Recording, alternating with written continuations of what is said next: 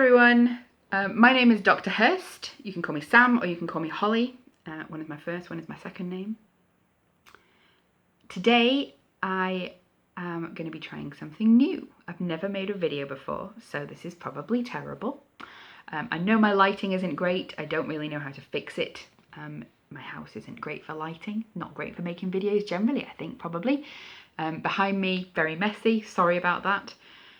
But I wanted to try something to go along with the course on Saturday, Romancing the Gothic. I'm doing a read-along, but I also wanted to add an option for people who are perhaps visually impaired or who are finding it difficult to concentrate on reading at the moment due to the situation. So what I'm doing is a little video read-along each day as well.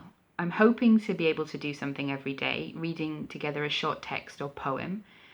And today I'm picking the poem from yesterday that I recommended, which is The Vampyre by Stagg, which was written in 1810. I chose it for a couple of different reasons. First of all, it's quite short. Second, it's one of the lesser known vampire poems, I think, from the period, or lesser known vampire works from the period. The most famous one of those is, of course, the Polidori story, The Vampyre, which was published in 1819, but, as we all know, was come up with or was written in 1816 after the sort of the famous Via Diodati party, where Byron and the Shelleys and Polidori were all there and challenged each other to a ghost story writing competition.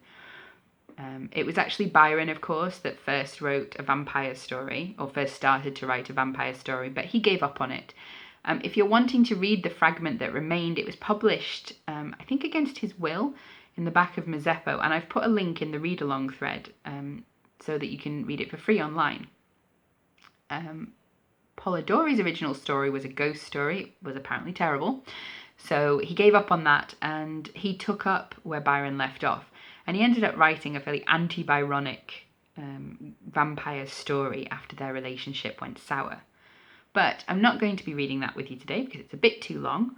I'm also not going to be reading any of the other sort of famous vampiric appearances which appear in the late 18th and early 19th century after the vampire craze, which sort of swept Britain, swept the UK after the sort of the early to mid 18th century with the stories that came across, such as the Arnold Paul story.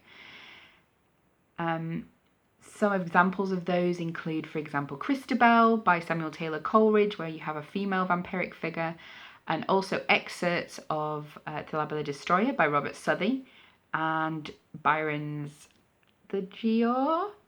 I'm not really sure how to say that. I never have been, I'm sorry. If anybody can tell me, please do. And I haven't chosen those. I've chosen the Stagg, because it's a whole poem for a start. It's also very, very fun, and it lends itself to some really interesting queer readings, and starts to combine some of the sort of folkloric, mythic elements of the vampire that were coming from these stories from outside, and combines them with some of the tropes that we're going to become so familiar with in the vampiric story later. This kind of mixing of the vampiric and sexuality and death and all of that stuff. Not just corpses shambling around in the grave, from the grave, gorged with blood. Anyway, so I'm going to read it. So hopefully you can read along with me, and hopefully this will be enjoyable. I am so sorry if my voice annoys you, and I am also very sorry if my dramatic reading is terrible. Both could be true, both may well be true. If so, please don't make nasty comments about it. Please just stop listening, basically. And I've tried to make it as fun as possible. Some of the rhymes in this poem are a bit silly. But I'm going to try and keep a very straight face and give a very good dramatic reading of the poem. We'll try anyway. So I hope that you enjoy it along with me. I'll say a few words at the end, maybe discussing it a little bit as well. Not much, but share your thoughts. What did you think of it? What are your ideas about it? Did you enjoy it? And yeah, hopefully this will be something fun to prepare us for Saturday. Oh, one more thing. So that you don't just see my A4 pieces of paper, I'm using this as a board to hold my paper on. It's a bit of photo art by an artist called Nicola Taylor from the north of England.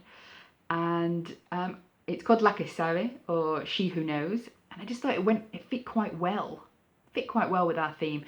So if I don't remember to hold it down the whole time and it sneaks back up, it's not going to be too distracting, hopefully. Anywho, let's read. Why looks my lord so deadly pale? Why fades the crimson from his cheek? What can my dearest husband ail? Thy heartfelt cares, O Herman, speak. Why, at the silent hour of rest, dost thou in sleep so sadly mourn? Hast thou with heaviest grief oppressed griefs too distressful to be borne? Why heaves thy breast? Why throbs thy heart? O speak, and if there be relief, thy Gertrude solace shall impart. If not, at least shall share thy grief. Wan is that cheek which once the bloom of manly beauty sparkling showed. Dim are those eyes in pensive gloom, that late with keenest lustre glowed. Say why, too, at the midnight hour, you sadly pant and tug for breath, as if some supernatural power were pulling you away to death. Restless, though sleeping, still you groan, and with convulsive horror start. O Herman, to thy wife make known that grief which preys upon thy heart. O Gertrude, how shall I relate the uncommon anguish that I feel?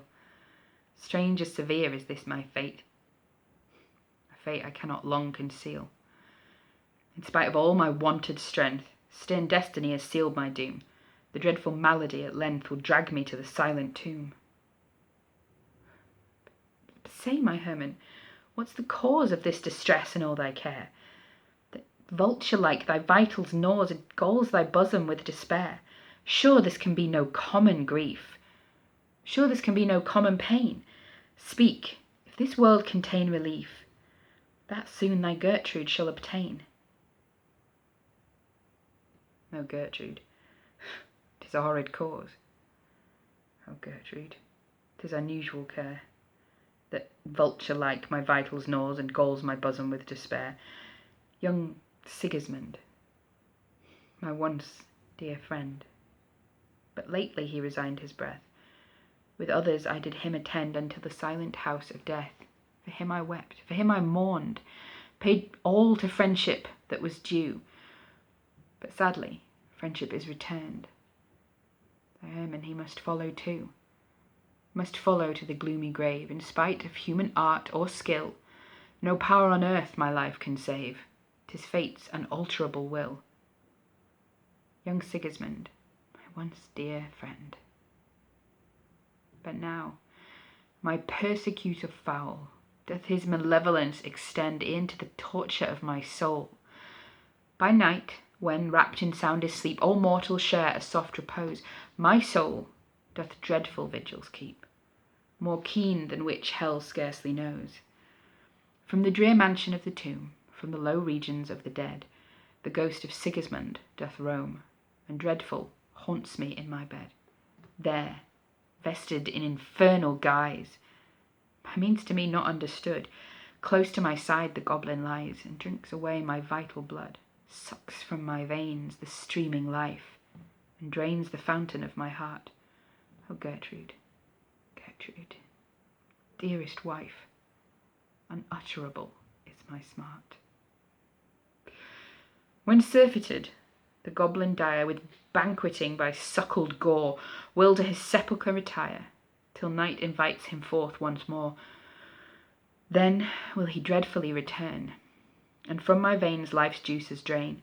While slumbering, I with anguish mourn, and toss with agonizing pain. Already I'm exhausted, spent. His carnival is nearly o'er, my soul with agony is rent. Tomorrow I shall be no more. But oh, my Gertrude, dearest wife, the keenest pangs have last remained. When dead, I too shall seek thy life. Thy blood by Herman shall be drained. But to avoid this horrid fate, soon as I'm dead and laid in earth, drive through my corpse a javelin straight. This shall prevent my coming forth. Oh, watch with me this last sad night. Watch in your chamber here alone, but carefully conceal the light until you hear my parting groan. Then at what time the vesper bell of yonder convent shall be tolled, that peal shall ring my passing knell, and Herman's body shall be cold. Then, and just then, thy lamp make bare, the starting ray, the bursting light, shall from my side the goblin scare, and show him visible to sight. The livelong night poor Gertrude sate, watched by her sleeping, dying lord. The livelong night she mourned his fate, the object whom her soul adored. Then at what time the vesper bell of yonder convent sadly tolled, then was pealed his passing knell, the hapless Herman, he was cold. Just at that moment, Gertrude drew from 'neath her cloak the hidden light, when dreadful she beheld in view the shade of Sigismund, sad sight. Indignant rolled his ireful eyes, that gleamed with wild, horrific stare, and fixed a moment with surprise, beheld aghast the enlightening glare. His jaws cadaverous were besmeared with clotted carnage o'er, and all his horrid whole appeared distent and filled with human gore. With hideous scowl the spectre fled. She shrieked aloud, then swooned away. The hapless Herman in his bed, all pale, a lifeless body lay. Next day in council 'twas decreed, urged at the instance of the state, that shuddering nature should be freed from pests like these. It was too late. The choir then burst the funeral dome where Sigismund was lately laid, and found him, though within the tomb, still warm as life and undecayed. With blood his visage was distained, ensanguined were his frightful eyes. Each sign of former life remained, save that all motionless he lies.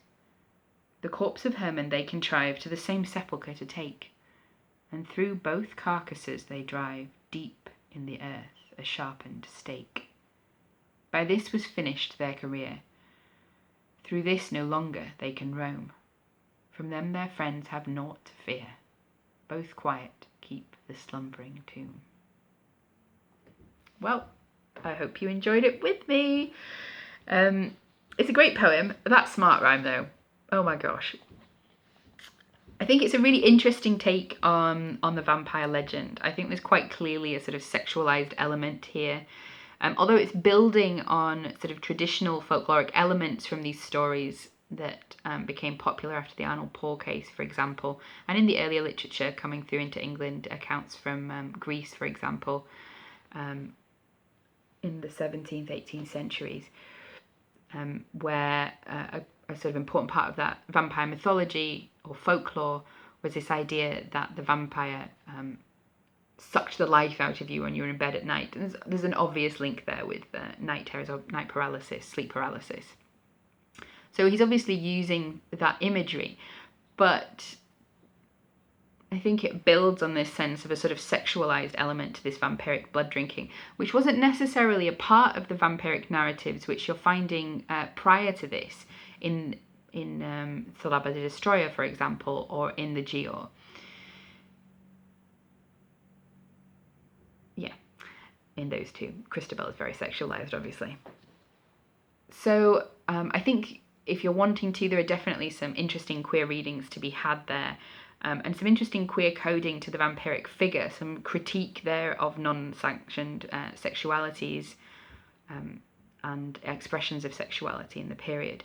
I think one of the things I've always found interesting is Herman's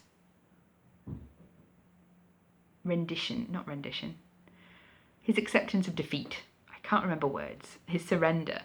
Where he says, "No power on earth my life can save, 'tis fate's unalterable will. But here is how you can save yourself. I'm not going to be able to save myself, even though you could do the same thing to Sigismund. But don't. Just let me die with him." Yeah, it's an interesting little angle on the poem, I think. Anyway, please share your ideas. I hope you've enjoyed reading it with me. And if you want more videos of some of the things that we're reading for Saturday or that I'm reading for Saturday, give me a shout. If you want me to go away forever and never speak again in public, don't say that to me. Just greet this video with silence and I'll accept it as meaning that.